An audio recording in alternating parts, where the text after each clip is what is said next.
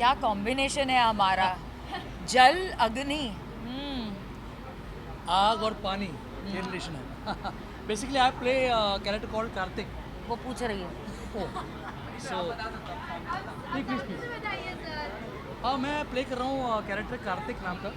और मैं जो हूँ वो जल तत्व हूँ, वाटर एलिमेंट। और एक पागल साइंटिस्ट जैसे होते हैं कुछ लोग कि एक सब्जेक्ट के पीछे वो पूरी ज़िंदगी लगा देते हैं, तो इस टाइप का कैरेक्टर है। और ये पीछे पड़ा हुआ है उस पांचवें तारे के पीछे जो और भी आएगा, बहुत आएगा, और आएगा। भी बहुत और भी बहुत कुछ लोगों के पीछे ये पड़े हुए हैं शो में, जो बैक स्टोरी में जाती है, जो किसी को पता ही नहीं पता ही चलता। नहीं है, वो बाद में सब हाँ, रिवील होगा। हाँ। But it's a very interesting story because मैं पहली बार साई-फाई मतलब साइंस फिक्शन कर रहा हूँ। और इट्स अ ब्यूटीफुल स्क्रिप्ट। मेरे ख्याल से हाई स्कूल ड्रामास बहुत कम होते हैं, टीनेज ड्रामास, और उसमें भी अगर साई-फाई का तड़का मिला दें तो it becomes a really very interesting subject to watch. तो इट्स बहुत मज़े किए हम लोगों ने, और बहुत करते करते कैरेक्टर्स को ढूंढने की कोशिश की है सब लोगों ने, और सभी ने बहुत मेहनत की है। It's a fantastic journey all together and you would love to see power of 5, I am sure. मैं क्या ही बोलूँ, अग्नि। मैं अग्नि हूँ, अग्नि के बारे में क्या ही बोला जाए, बस नाम ही काफ़ी है ना, अग्नि। तो बट जो एलिमेंट मुझे प्ले करने दिया गया है, it's a very different character. उससे कोई देयर इज नो सिमिलैरिटी मेरे कैरेक्टर और अग्नि एलिमेंट में Actually. As such. आप लोग देखेंगे, जब आप लोग शो देखेंगे प्लीज़ ज़रूर देखेगा, क्योंकि बहुत लोगों ने बहुत सारी मेहनत की है इस पर, behind the scenes also, in front of the camera also. तो अग्नि के बारे में मैं बस इतना कहूँगी कि ये बहुत ही अलग एक कैरेक्टर, थोड़ा हट के दिया है उन्होंने, एक देसी टच है इसमें। है फायर तो है। हूँ मैं डीजीपी, हूँ मैं डीजीपी। लेकिन लुक भी मैंने वैसा चेंज किया है, एकदम ग्लैम से एकदम down, De-glam, yeah, very D true, glam very true. किया हुआ है।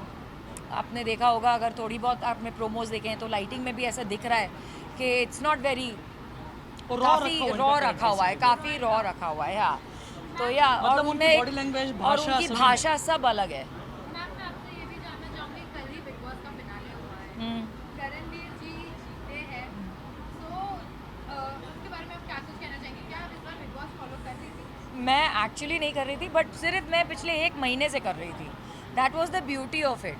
मैं जब यहाँ से लंदन अपनी छुट्टियों के लिए गई, वहाँ पे मैंने जाके देखा। या इट्स ट्रू, या it's true, I never saw even one episode over here, but what ever I saw I really like, and I have always been, मैं हमेशा से एक ही चीज़ बोलती आई हूँ, मे द बेस्ट मैन और woman win. I really like Vivian, I like Karan, I like चुम। वो सब लोग अपना अपना एक फ्लेवर लेकर आए थे उस शो पे, and I think the audience has said it all. तो मतलब अब तो फिर तो विवियन था।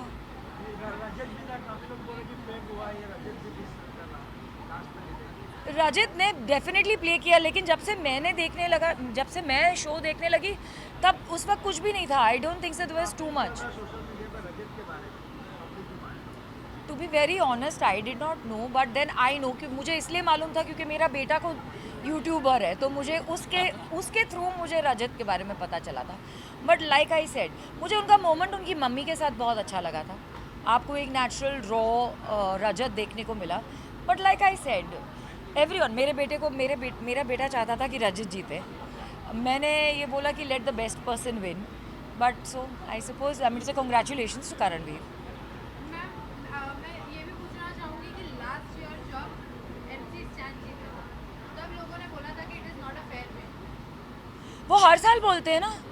एग्जैक्टली, तो इस साल आपको क्या लग रहा है? आप मुझसे पूछ रहे हैं, वो तो हर साल बोलते हैं। मेरे टाइम पे भी यही बोला गया था, it's not a fair win. तो अब मैं क्या ही बोलूँ इसके बारे में, क्या बोलूँ? देखिए it would be a catch 22। अगर विवियन जीतते तो बोलते कि देयर इज बायसनेस, अगर करण जीत रहे हैं तो फिर वापस आप लोग कोई ना कोई कुछ बोलते, अगर रजत जीतते तो बोलेंगे कि वोटिंग बहुत स्ट्रांग हो गई। कोई ना कोई नुक्स तो हर कोई निकालेगा, but you got to understand the judgement is done, judgement day हो चुका है। Karanveer is the winner and we got to accept it and respect it also. Thank you. Thank you. क्या